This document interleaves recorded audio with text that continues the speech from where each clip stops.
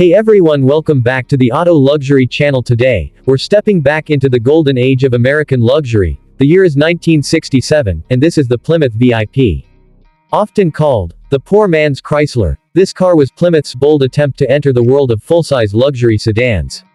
Let's take a closer look at its styling, comfort, and power, and see if it truly lived up to the very important Plymouth name. Exterior. The 1967 Plymouth VIP was based on the Fury platform, but with plenty of upscale touches that set it apart. Up front, you'll notice the bold horizontal grille design, flanked by quad headlights and a tasteful amount of chrome. The front bumper is wide and prominent, giving the car an authoritative presence. Down the sides, clean body lines and subtle trim give the car a formal, almost executive feel.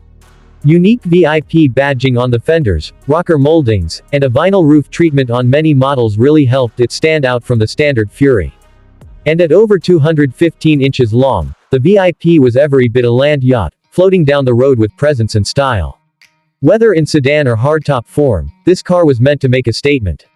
Interior. Inside the VIP, Plymouth didn't hold back. It featured plush cloth and vinyl upholstery, deep carpeting, wood grain trim across the dash and doors, and full courtesy lighting. The wide bench seats, or optional bucket seats with a center console, made for a spacious, living room-like experience.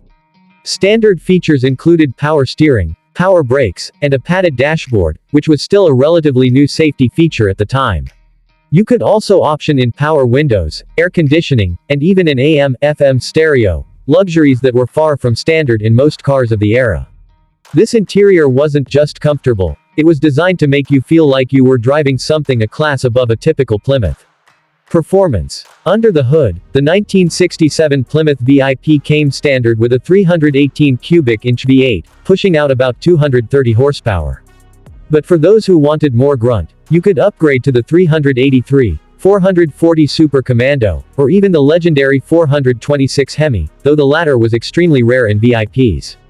Most models were equipped with the TorqueFlite 3-speed automatic transmission, which offered smooth shifts and decent acceleration for a car of its size. Ride quality was one of the VIP's strongest points. Soft, floaty suspension soaked up bumps like a true luxury cruiser. Handling wasn't exactly tight, but that wasn't the point. This car was made for comfort, long-distance cruising, and quiet refinement. The 1967 Plymouth VIP was a unique offering, a car that tried to blend working-class sensibility with high-end comfort.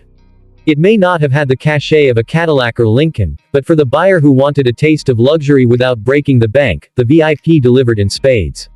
Today, it's a rare sight at car shows, a reminder of Plymouth's brief but bold step into the world of full-size American luxury. If you're lucky enough to find one, the VIP offers classic 1960s styling, V8 power, and a plush ride, all wrapped up in a name that still demands respect. Thanks for watching. If you enjoyed this walk through automotive history, be sure to like, subscribe, and hit the bell icon for more classic car content. Drop a comment below if you've ever seen, or ridden in, a Plymouth VIP. Until next time, keep those engines running.